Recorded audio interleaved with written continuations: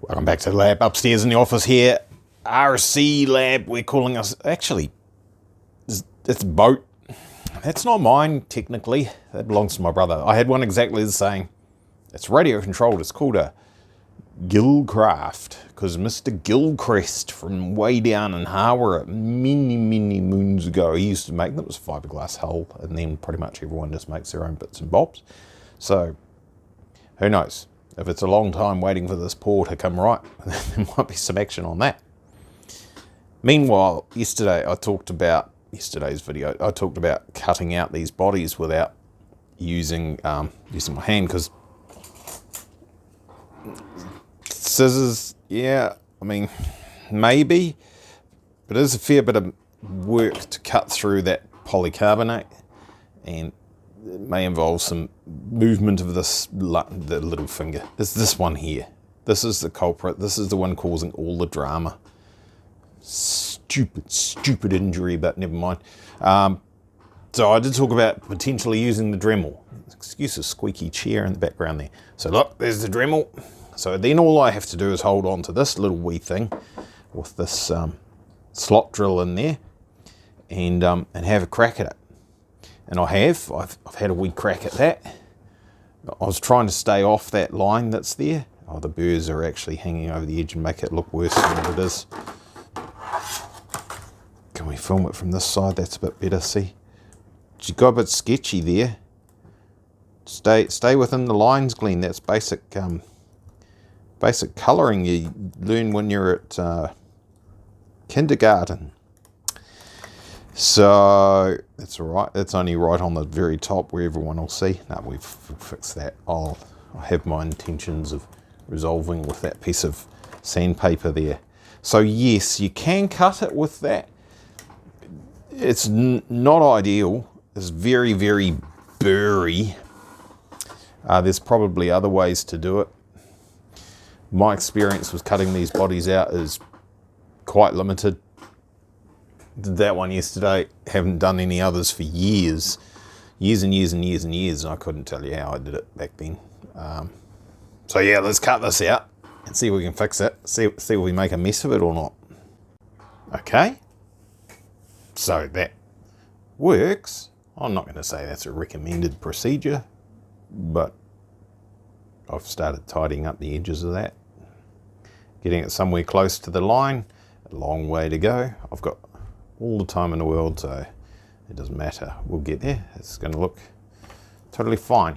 So to clean it up, I'm using that part of stuff and things that comes in the kit. There's a bunch of stuff in the kit. Not those bits. They don't work anyway, so I'll whip other stuff, but I'll get there. Just about lunchtime already. Jump. That worked awesome. Oh, I'm all shaky, can't film that. That's pretty good. Whether the focus is any good or not is another thing. Not going to go right. Can we focus on that? Not going to go right into those corners as per what the lines do. You can see, I haven't even taken to that with the sandpaper yet to get the last of it tidied up, but that's pretty good. Another fantabulous wing out of the Lab Limited. Slightly smaller than what we're used to doing. That's all right. That's holding up great so far. It's actually a piece of cake using this. Just basically like, it's good. It's good. Let's cut this out. Almost perfect. I'm going to make up a saying. If you're going to make a mistake, make sure it's a huge one, so that everyone can see it, so at least there's some entertainment value in it. Yeah, excuse the squeaky chair too. Totally, obviously it's no one else's fault but my own. I'm doing this completely the wrong order. You're supposed to cut it out, then paint it, then take the clear wrapping off the outside of it. And so clearly I painted it first.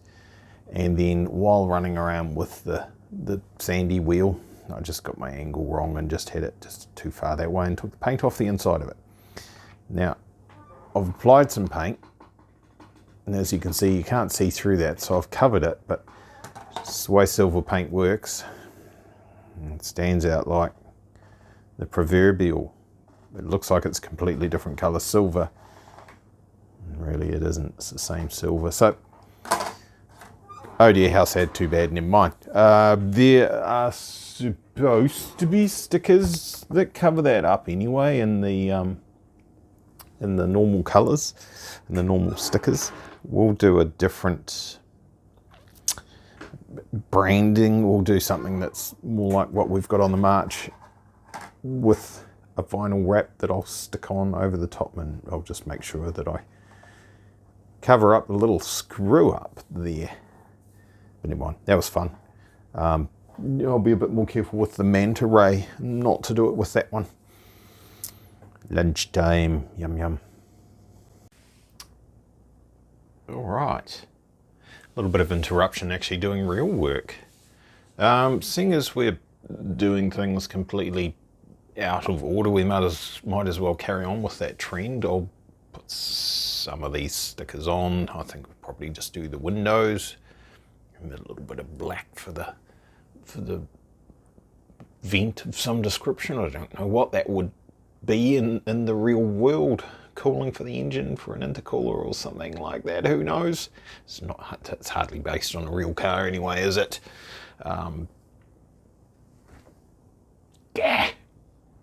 Clumsy. Never mind. We'll hide that later on. I'm not going to do an unboxing because it's already out of the box, and I've already tipped all this stuff out of the little box that sits in there, and I put the tyres on the wheels. Who wants to follow the order of the instructions? You know, I mean, I might look at the instructions at some point, but who needs to do that? So with these, you get a good sharp knife, and you cut around them, and you stick them on there. Probably can do that with just the thumb and the two fingers. Shouldn't be too bad. We'll see how it goes. If it's a literal pain, then we stop doing that and we find the next thing we can do. Open the instructions. Step 1. Straight in the deep end. Come on, why do you have to start with all the hard stuff? Well, I mean, it's not hard, right, but it's the hardest thing in here. Look at all those little bevel washers, tiny little wee ball bearings, all going inside the ball differential. So as you can see, like, there's a outer plate there and a hard steel, well, that's what they call a thrust washer, that all those balls run on inside. Well, there's a good picture there. You can see it there. You can see the side view there, the cutaway.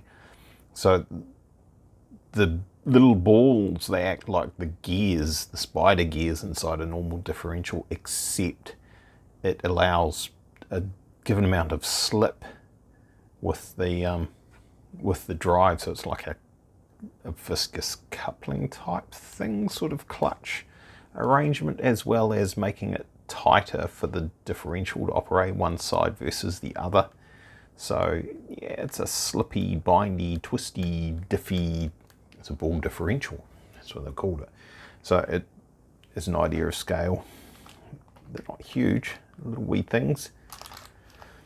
Straight in the deep end with the old Top Force when you start building these. That's nothing new. There's those washers and stuff. So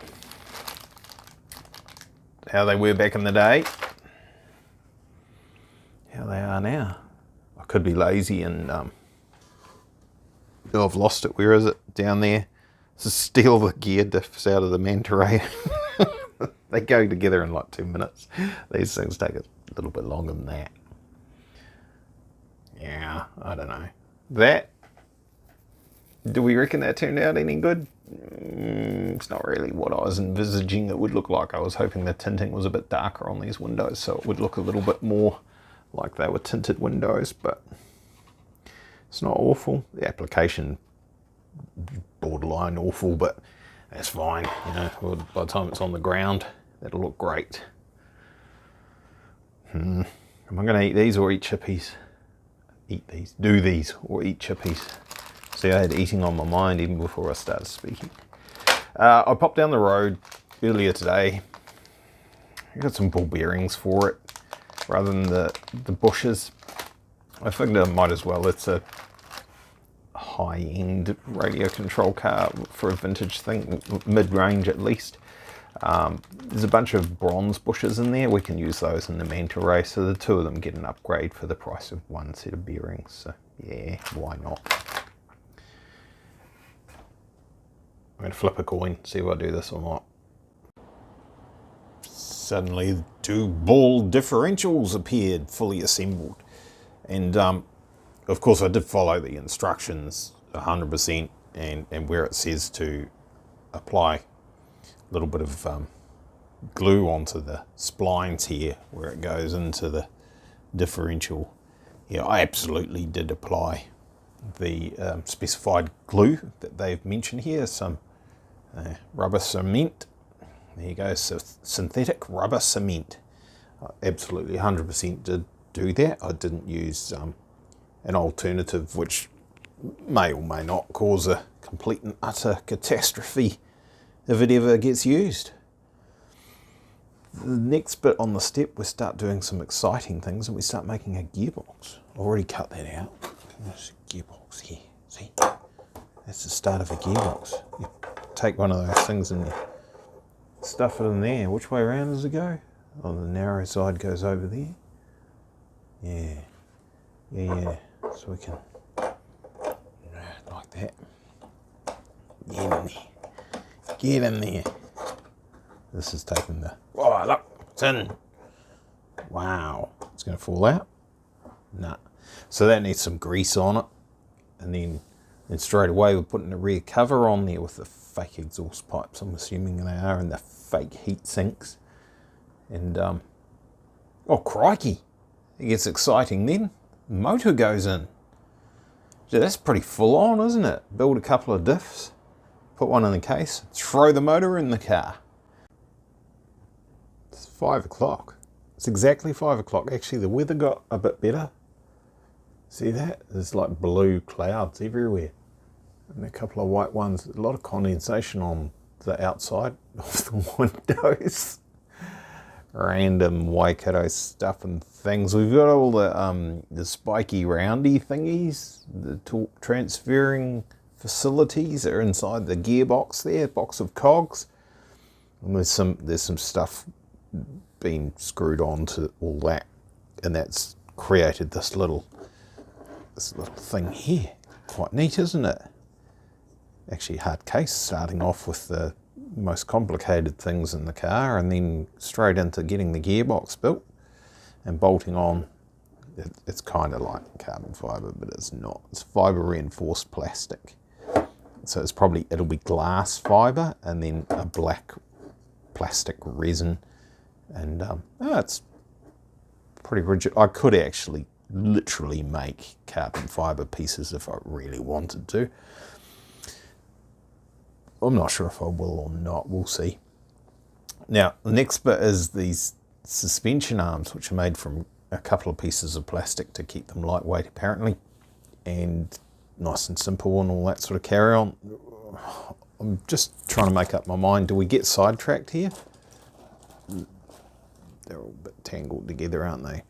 That's them there. See, they're hollow, and then you put these screws here, the step screw or whatever you want to call it, holds them together. Now, when I was about 16 or 17, I guess, I found some pieces of aluminium and I made some arms. But I only got one side done, I think. I'm not sure I ever finished them off. I did one side and stopped there. Do you reckon we get sidetracked and go and find some, I reckon it's about 5mm or 6mm thick aluminium out in the workshop there and buzz them out on the milling machine? Or is that maybe, shouldn't be too bad, just turning the little wheels by hand, you know, on the milling machine. That should be all right. Shouldn't hurt the old paw. It's okay. It's got a funny little bump on top of that knuckle, hasn't it? It's just got a bit warm. It's just telling me that's probably enough for today. So why don't we do daily videos on this rubbish? Some of you will be entertained, I'm sure. Let's bang it up on there, on the old YouTube, so you can see it, and tell me whether you reckon we do aluminium arms or just get on with it and build it and then do the arms later if we've got time. All right, cool. Thanks for watching. Sorry for the interruption to our regularly scheduled program of real size cars. We'll get back to that as soon as possible. And a definite display of lack of self-control. It is getting late enough. That's that we've got to stop. Or we could put that in some more light. Here we go. That's worse, isn't it? Because you're on the shadow side. But there you go. Rear suspension assemble. Seems to work, doesn't it? That'll do. What's this? Oh, someone's been eating lollies. Not me. I don't eat lollies. Of course I don't. Thanks for watching. Cheers, boy.